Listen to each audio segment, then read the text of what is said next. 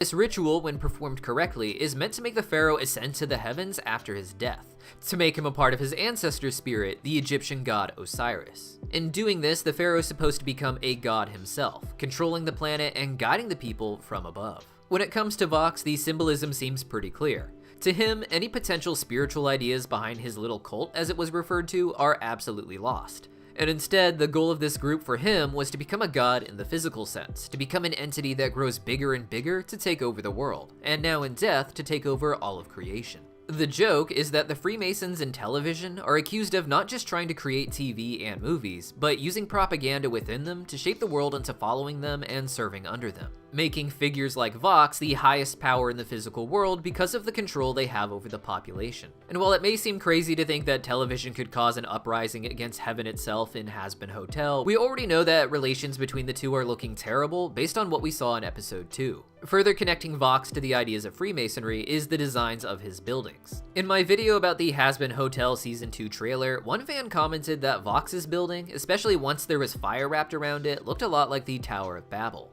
Freemasonry, of course, isn't just a fraternity, but it's rooted in masonry, as we said, the art of architecture and building, giving reason for Vox to have an interest in these big buildings on top of his control over TV. The Tower of Babel is a very interesting symbol for the season, as we know it's going to be about Vox trying to conquer heaven already, which mirrors the story of the Tower of Babel within the Bible. In the book of Genesis, the Tower of Babel is built after the Great Flood, with the descendants of Noah working together to make a tower that can reach the heavens. This angers the Old Testament God, who comes down to the earth and separates the people and gives them their unique languages so they can't work together as one people. If allowed to do so, humans would become as powerful as the gods, reaching the heavens where they dwell with their massive tower, which of course is just a metaphor for the power humans have to conquer and control the world itself. How with enough humans working together, even the entire planet can become their property that they control. The thing is that Masonry, being a fraternity passing down the tradition of architecture, has claimed that its teachings actually come from the Tower of Babel at certain points in its history. This is evident from some of their published writings, such as the History of Freemasonry by Robert Mackey. In this text, Robert Mackey compiled the existing poetry that had been passed down around the earliest Masonic lodges. Each poem is different and dated to a different century, but they all convey the same idea of these teachings of architecture being passed down from previous well-known myths and societies.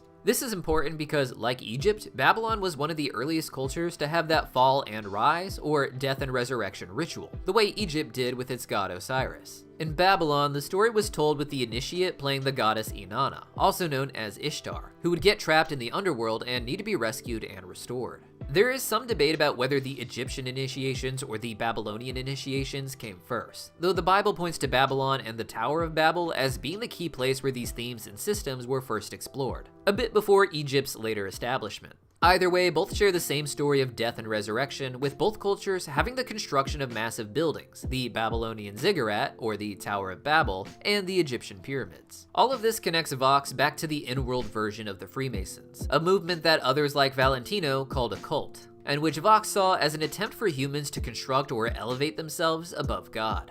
Now, Hazbin Hotel, of course, is releasing 2 episodes a week back to back, making it feel like an hour-long show. And so far, we've really only talked about episode 1. I'm going to be diving big into a lot of this stuff in later videos, especially this big beautiful bird, the Speaker of God. So subscribe so you don't miss it, as that video is definitely coming out tomorrow. But for this video, the important thing to take away from episode 2 is just how divided and uncertain heaven is. Episode 1 ended with Emily popping into the hotel to quickly lore dump onto Charlie that Serpentius is in heaven and that redemption is possible. So episode 2 went right into a full-on look into what Serpentius' life has been there. Right now, the angels are in an uproar because they didn't think their loved ones in hell could ever be redeemed.